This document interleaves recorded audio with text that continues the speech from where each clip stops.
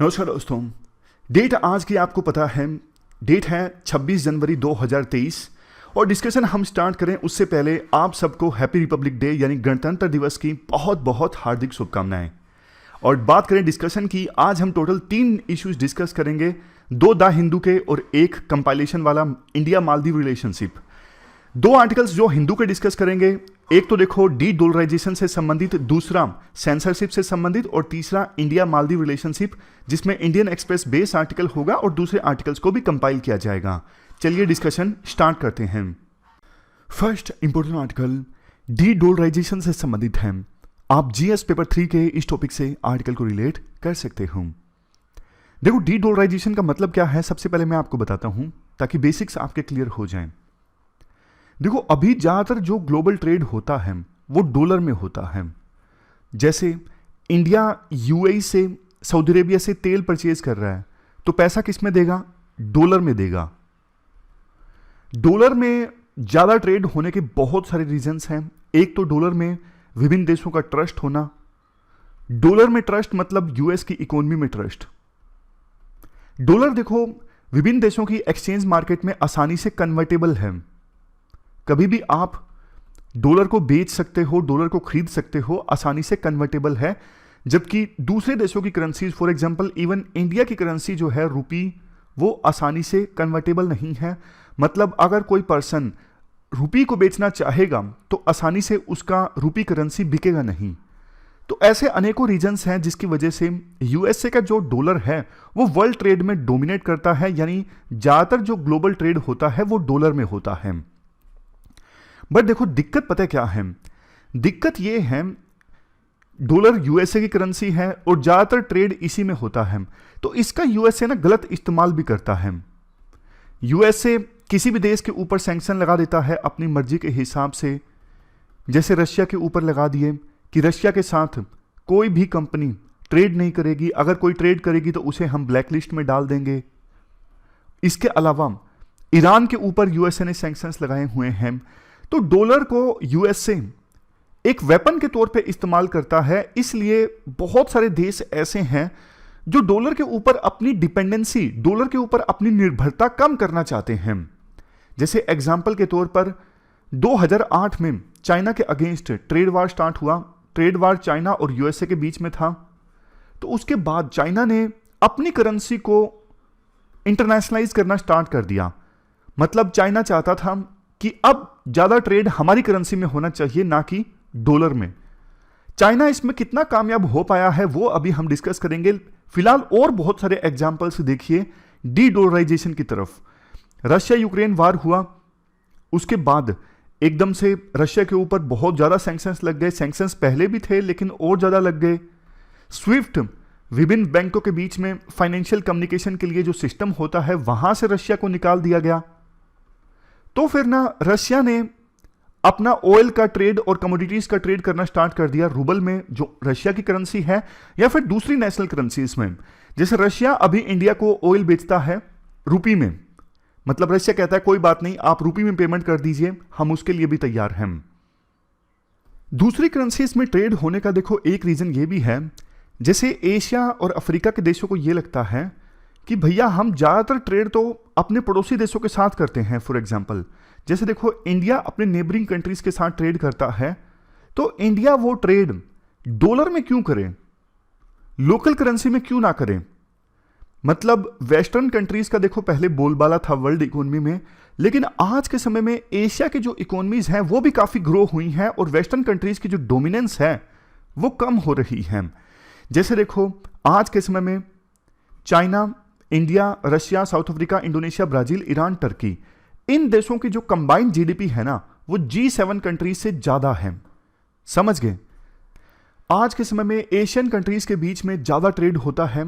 Even India का जो trade है एशियन कंट्रीज के साथ ज्यादा है as comparison to western countries. China का जो ट्रेड है एशियन कंट्रीज के साथ वो पिछले कुछ सालों में डबल हो गया है। इसके अलावा UAE, Iran, Turkey, Indonesia, Sri Lanka, Myanmar, Thailand, Malaysia, Indonesia, ये सब लोकल करेंसीज में डील कर रहे हैं अपने रीजनल पार्टनर्स के साथ। मतलब आसपास के जो रीजनल कंट्रीज है ना उनके साथ ये देश लोकल करेंसीज में ट्रेड करते हैं, ना कि डॉलर में। बायलेटरल करेंसी स्वैप एग्रीमेंट काफी सारे हुए हैं आसियान कंट्रीज के बीच। इसके अलावा चाइना, जापान, साउथ कोरिया, इन सब के बीच वैल्यू है $380 बिलियन। करेंसी स्वैप एग्रीमेंट में क्या होता है, दो देश के सेंट्रल बैंक आपस में एग्रीमेंट साइन करते हैं करेंसीज को स्वैप करने के लिए। जब उन्हें जरूरत पड़े वो दूसरी करेंसी ले सकते हैं अपनी करेंसी के बदले। इसके अलावा साउथ अफ्रीका की जो करेंसी है रैंड, उसे यूज किया जाता है काफी सारे अफ्रीकन कंट्रीज के द्वारा। लैटिन अमेरिकन कंट्रीज के बीच में भी काफी रीजनल ट्रेड होता है। ये क्या है, ये एग्जाम्पल है किस प्रकार से पहले तो देखो इन देशों का ज्यादातर ट्रेड वेस्टर्न कंट्रीज के साथ होता था, तब तो माना कि डॉलर का इस्तेमाल किया जाए। जब इन सब देशों का आपस में ही ट्रेड ज्यादा हो रहा है तो फिर डॉलर का इस्तेमाल क्यों करें, क्यों ना लोकल करेंसी का इस्तेमाल किया जाए। एक तो देखो विभिन्न देशों की शिकायत यह भी होती है ना कि डॉलर के मुकाबले में हमारी करेंसी की जो वैल्यू है ना काफी ज्यादा कम हो जाती है।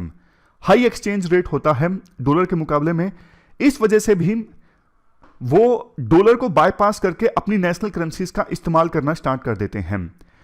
एशियन सेंट्रल बैंक्स की $400 बिलियन से ज्यादा की लोकल स्वैप लाइन्स हैं।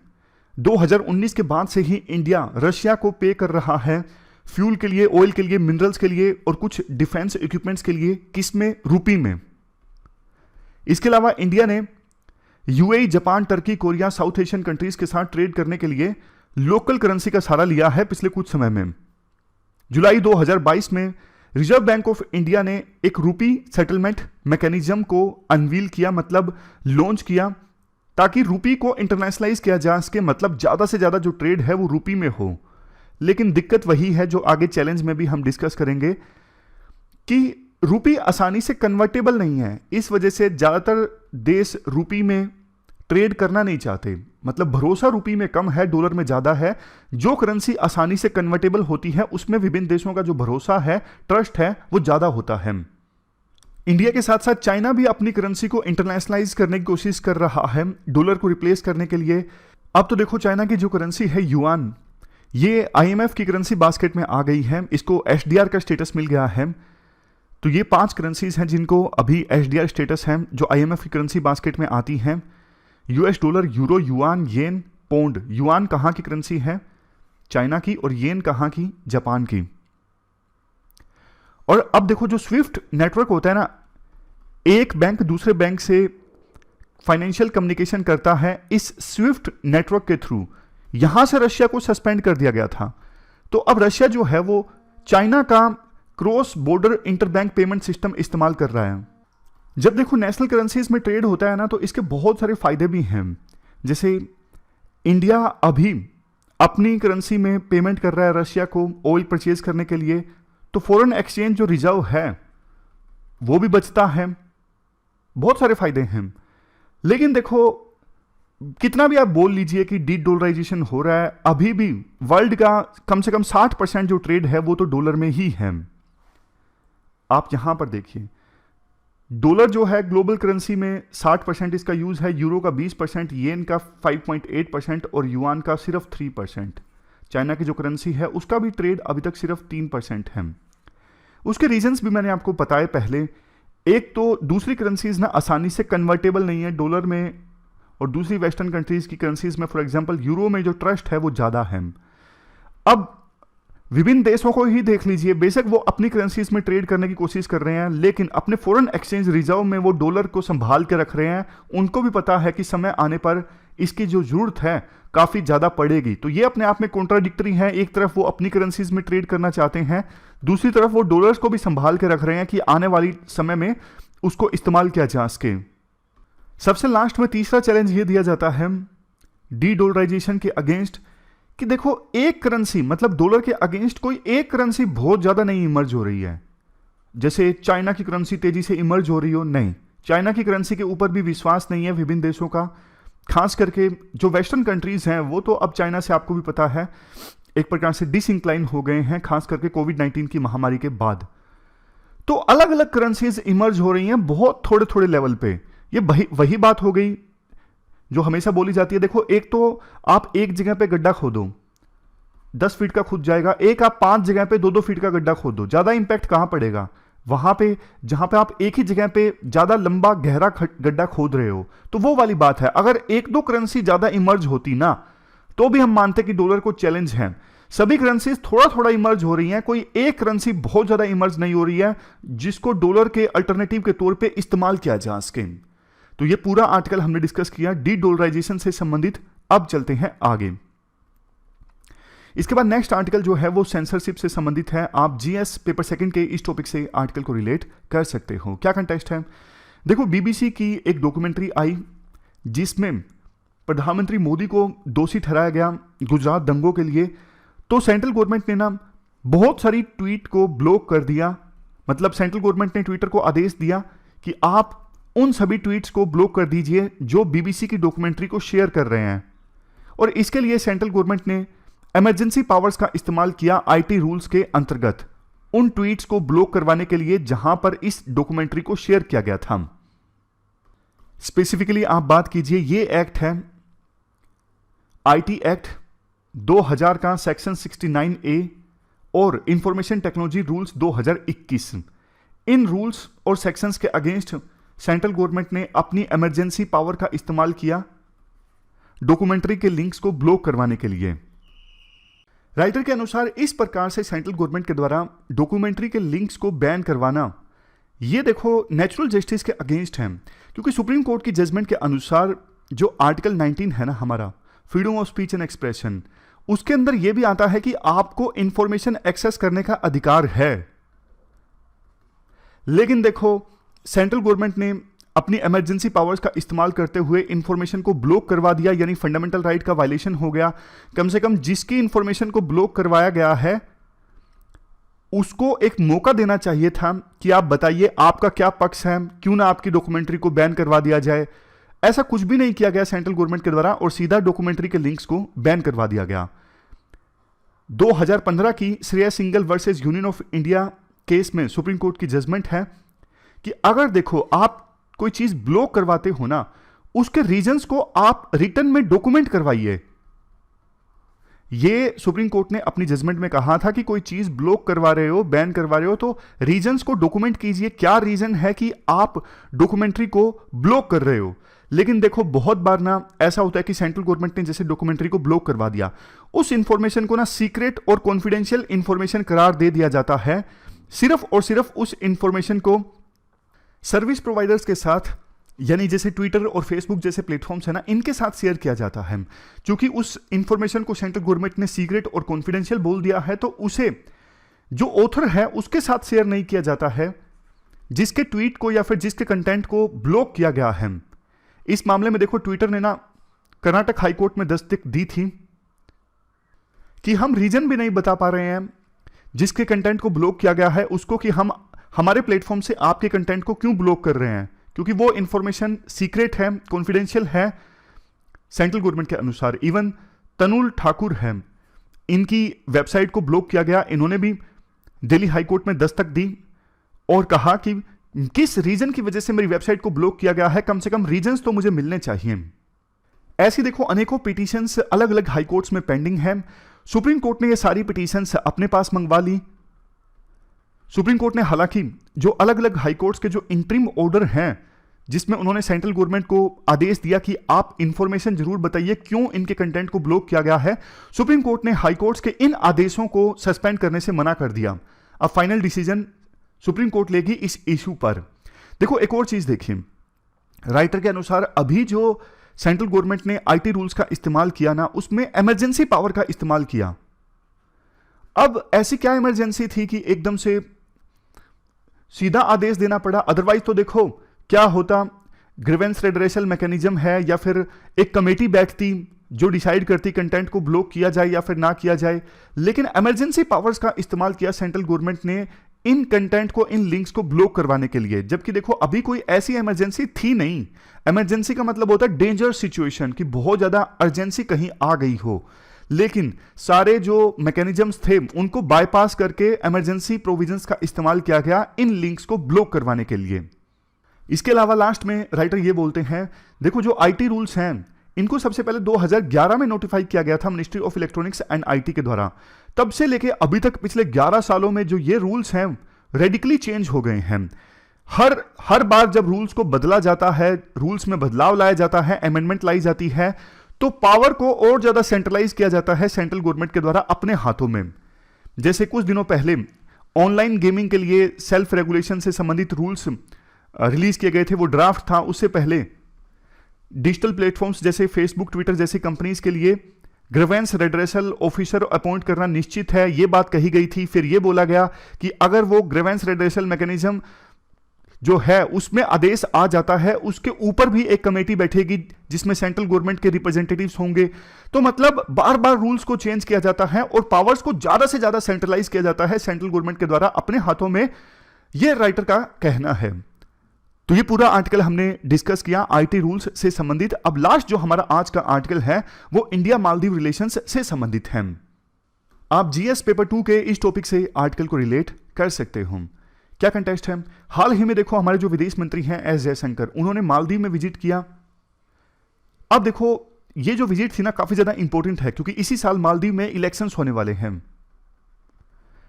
इलेक्शंस बहुत ज्यादा इंपॉर्टेंट है क्योंकि अभी जो राष्ट्रपति है ना इब्राहिम सोली, ये प्रो इंडिया हैं, ये चाहते हैं इंडिया के साथ रिलेशंस मजबूत बने। लेकिन अब ओपोजिशन के जो लीडर है ना अब्दुल्ला यमीन, वो प्रो चाइना है। अगर वो जीत गए तो इंडिया मालदीव रिलेशंस की जो ट्रैजेक्टरी है वो चेंज हो जाएगी। फिर से अब्दुल्ला यमीन अगर राष्ट्रपति बन गए तो वो प्रो चाइना जो फैसले हैं वो लेने लगेंगे। अगर देखो बैकग्राउंड डिस्कस करें हम इंडिया और मालदीव के रिलेशंस का, दोनों देश पहले ब्रिटिश कॉलोनीज थे। इंडिया उन चुनिंदा देशों में शामिल था जिन्होंने मालदीव को सबसे पहले रिकॉग्नाइज किया इंडिपेंडेंस के बाद 1965 में, और फिर डिप्लोमेटिक रिलेशन से स्टैब्लिश किए मालदीव के साथ। इंडिया ने माले में जो मालदीव की राजधानी है वहां पे अपना मिशन स्टैब्लिश किया 1972 में। मालदीव के साथ इंडिया के एथनिक, लिंग्विस्टिक, कल्चरल, रिलीजियस और कॉमर्शियल लिंक्स हैं। आप लोकेशन एक बार देखिए, मालदीव इंडिया के कितना करीब है। ये इंडिया है और नीचे मालदीव है। मालदीव एक प्रकार से ना आप कह सकते हो टोल गेट है इंडियन ओशन का। ये वेस्ट इंडियन ओशन को ईस्ट इंडियन ओशन से आपस में जोड़ता है। इसके बाद सिग्निफिकेंस की बात की जाती है। मालदीव की इंडिया के लिए क्या सिग्निफिकेंस है? ज्योग्राफिकल लोकेशंस की हमने बात की, टोल गेट है, चोक पॉइंट्स हैं, इंडियन ओशन को चोक किया जा सकता है मालदीव की सहायता से। इकोनॉमिक सिग्निफिकेंस मालदीव की इंडिया के लिए काफी ज्यादा है क्योंकि देखो इंडिया जो सी ट्रेड करता है ना, बहुत सारा जो ट्रेड है ना वो मालदीव के पास से होकर ही गुजरता है। इसके बाद स्ट्रेटेजिक सिग्निफिकेंस है क्योंकि देखो चाइना जो है इंडियन ओशन में अपनी डोमिनेंस इस्टेब्लिश कर रहा है काफी ज्यादा, तो उस लिहाज से भी देखें तो मालदीव की इंपॉर्टेंस बढ़ जाती है। अब सिक्योरिटी सिग्निफिकेंस की बात करते हैं। जब देखो अब्दुल्ला यमीन राष्ट्रपति थे ना, तो वहां पर मालदीव में रेडिकलाइजेशन काफी ज्यादा तेजी से हुआ। पॉपुलेशन इतनी थोड़ी, फिर भी इतने सारे फाइटर्स मालदीव से गए सीरिया में इस्लामिक स्टेट के लिए लड़ने के लिए। बहुत चिंता की बात है। आने वाले समय में देखो पाकिस्तान मालदीव को एक स्टेजिंग ग्राउंड के तौर पे इस्तेमाल कर सकता है। मतलब मालदीव से जो टेररिस्ट है वो इंडिया की तरफ भेज सकता है पाकिस्तान। ये चिंता की बात है। नेक्स्ट है इंडियन डायस्पोरा। बहुत सारे भारतीय मूल के जो लोग हैं मालदीव में रह रहे हैं, काम कर रहे हैं अलग अलग सेक्टर्स में, जैसे एजुकेशन में, मेडिकल केयर में, टूरिज्म में, हॉस्पिटैलिटी सेक्टर में। तो इसलिए भी मालदीव की इंपॉर्टेंस है इंडिया के लिए। काफ़ी सारी डिफेंस मतलब काफ़ी सारी एक्सरसाइजेज इंडिया की फोर्सेज कंडक्ट करती हैं मालदीव की मिलिट्री के साथ मिलके। तो डिफेंस पार्टनरशिप भी है मालदीव के साथ। जैसे एक्सरसाइजेज के नाम लूँ मैं, इकुवरीन, दोस्ती, एकाथा, ऑपरेशन शील्ड जो 2021 में स्टार्ट हुआ, और maritime security, maritime domain awareness, humanitarian assistance and disaster relief. अनेकों ऐसे डोमेन्स हैं जहां पे इंडिया और मालदीव की मिलिट्री आपस में कोऑपरेट कर रही है। कोऑपरेशन की बात करें, टूरिज्म डेवलप करने में इंडिया मालदीव की हेल्प कर रहा है। पिछले कुछ सालों में $500 मिलियन की ग्रांट इंडिया ने मालदीव को दी है। मैरीटाइम कनेक्टिविटी के लिए प्रोजेक्ट्स को फाइनेंस कर रहा है। और इंडिया का जो बैंक है export import bank of India, इसने मालदीव को $800 मिलियन की क्रेडिट लाइन एक्सटेंड की है। मतलब बहुत सारे एग्रीमेंट्स हुए हैं इंडिया और मालदीव के बीच में। आज के समय में मालदीव इंडिया का सेकंड लार्जेस्ट ट्रेडिंग पार्टनर है। नहीं सॉरी, मालदीव इंडिया का नहीं, इंडिया मालदीव का, दोनों बातों में डिफरेंस है। आज के समय में इंडिया मालदीव का सेकंड लार्जेस्ट ट्रेडिंग पार्टनर है। 2021 में मालदीव और इंडिया के बीच में जो ट्रेड होता था ना, उसमें 31% का इजाफा देखने को मिला एज कंपेरिजन टू 2020 में। मान लीजिए 2020 में ट्रेड हुआ $100 बिलियन का, तो 2021 में हुआ $131 बिलियन का। हालांकि इतना भारी भरकम ट्रेड होता नहीं है, मालदीव छोटा सा देश है। मालदीव के इंफ्रास्ट्रक्चर डेवलप करने में इंडिया मदद कर रहा है। जैसे ना एक यहाँ पे एयरपोर्ट है माले में, हनी माधु इंटरनेशनल एयरपोर्ट। इस प्रोजेक्ट को एक्सपेंड करवाने में इंडिया ने मालदीव को मदद की, क्रेडिट लाइन ऑफर की। अब ये जो एयरपोर्ट है ना 13 लाख जो पैसेंजर्स है ना एक साल में हैंडल कर सकता है। इसके अलावा मालदीव का एक ग्रेट माले कनेक्टिविटी प्रोजेक्ट है इन 3 आइलैंड्स को आपस में जोड़ने का। कौन कौन से ये आइलैंड्स हैं? माले, और उसके बाद में विलिंगली, उसके बाद में ये है गुलीफाहू और थिलाफूसी। ये सारे आइलैंड्स आपस में जुड़ जाएंगे ब्रिजेस की सहायता से, रोड्स की सहायता से। तो ये है माले का ग्रेट माले कनेक्टिविटी प्रोजेक्ट। इस प्रोजेक्ट को डेवलप करने में इंडिया मालदीव की मदद कर रहा है। इसके अलावा भी देखो कोऑपरेशन का स्कोप काफ़ी ज़्यादा है। जैसे 1 लाख कोविड-19 की वैक्सीन दी जनवरी 2021 में। इंडिया ने मालदीव को 2 sea ambulances ministry of defence of Maldives को दी गई। वहाँ पे टॉप का हॉस्पिटल है Indira Gandhi memorial hospital capital में यानी माले में। ये गवर्नमेंट ऑफ इंडिया की मदद से इस्टेब्लिश किया गया था। हार्बर्स डेवलप करने में इंडिया मालदीव की मदद कर रहा है। मतलब कोऑपरेशन का स्कोप काफ़ी ज़्यादा है। अब चैलेंजेस की बात करते हैं। पॉलिटिकल चैलेंज है, अब्दुल्ला यमीन अगर राष्ट्रपति बन गए ना तो ये चाइना इंक्लाइंड ज़्यादा है। इन्होंने थोड़े समय पहले मालदीव में इंडिया आउट कैंपेन लॉन्च किया था। वो इंडियन मिलिट्री की मालदीव में प्रेजेंस के अगेंस्ट है। वो चाहते हैं कि इंडिया मालदीव से निकल जाए, खास करके इंडिया की मिलिट्री।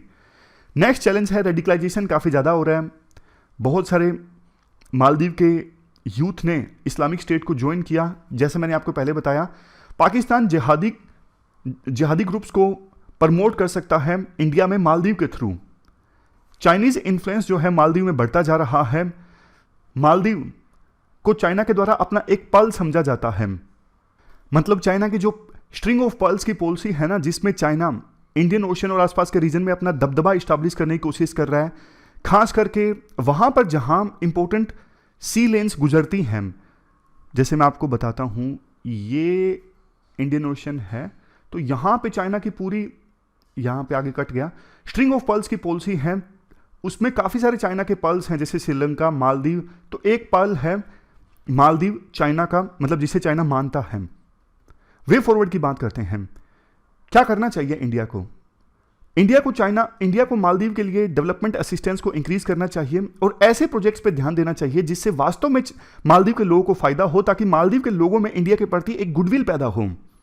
दूसरा, इंडिया को मालदीव के अपोजिशन के साथ भी, मालदीव में जो अभी अपोजिशन पार्टीज है ना, उनके साथ भी डील करना चाहिए, ताकि कल को वो सत्ता में आ गए तो इंडिया के साथ रिलेशन खराब ना हो।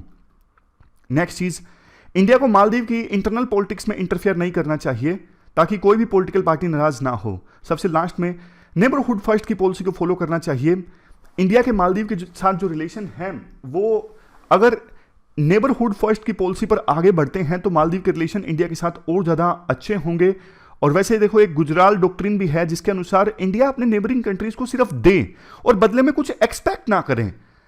अगर ऐसा इंडिया करेगा ना कि सिर्फ देगा मालदीव को, बदले में कुछ एक्सपेक्ट नहीं करेगा, तो फिर मतलब राइटर्स के अनुसार हर कोई इससे इत्तेफाक रखे, इससे सहमत हो, कहा नहीं जा सकता। लेकिन गुजराल डॉक्ट्रिन यही है, इंडिया को अपने नेबरिंग कंट्रीज को ज़्यादा से ज़्यादा देना चाहिए, ग्रांट दे, डेवलपमेंट असिस्टेंस दे, लेकिन बदले में कुछ एक्सपेक्ट ना करे, अपने आप रिलेशन अच्छे हो जाएंगे। तो ये पूरा आर्टिकल हमने डिस्कस किया इंडिया मालदीव रिलेशन से संबंधित। ये थी हमारी आज की डिस्कशन। आज हमने 3 इश्यूज को डिटेल से डिस्कस किया। फिलहाल इस डिस्कशन में इतना ही है। Thank you very much for discussion.